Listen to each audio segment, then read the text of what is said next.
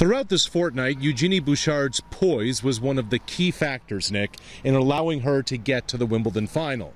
But then she began to unravel. At the age of 20, that's going to happen for a young kid. What does she learn from this experience? She learns a lot. I'm sure she does. She'll go away with Nick Saviano, her coach, and I'm sure they'll discuss things. And I think you have to understand that sometimes in sport you're beaten by a better player. Yeah. And that, in fact, there's not a lot you can do. That happened today. Absolutely, it happened today.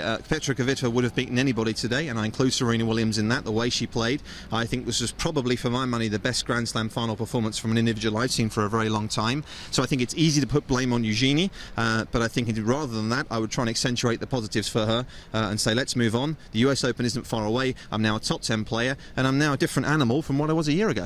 3 consecutive Grand Slams. She's reached the semi-final, now the final here at the All England Club. You mentioned Flushing Meadow, and that's around the corner. Where is she now in the tennis hierarchy?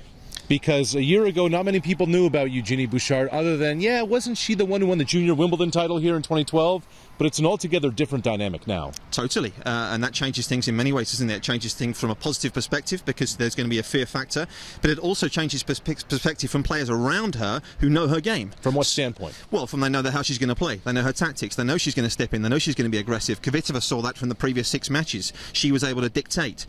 So from that regard, obviously people understand how she plays, so therefore they're going to try and find out. There's no surprise factor anymore, is there? Having suddenly this girl having come up from the ranks is new, she's fresh. Now people know how she plays, so from that regard it's a negative. But you know, the mindset, you know as well as I do, her mindset, her mentality, she's not going to be happy, I think, until she reaches the #1 ranking in the world, and I can see that happening.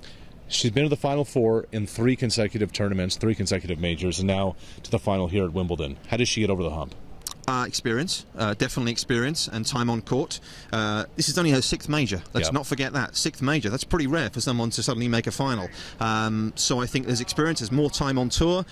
She's such a quick learner, Arash. That's what stands out for me. I mean, you go back to the French, she lost very early in the weeks prior to the French, she lost very early here, and yet her willingness and her understanding how to improve is just outstanding. I'm so struck by her. I see a lot of Sharapova in Bouchard, I really do. That comparison's been made. I see it, I see the mentality, I see the tunnel vision, and she definitely has that X factor. Next for Bouchard, a rest, a week off. She's returning home to Montreal before rejoining the tour for the hard court season.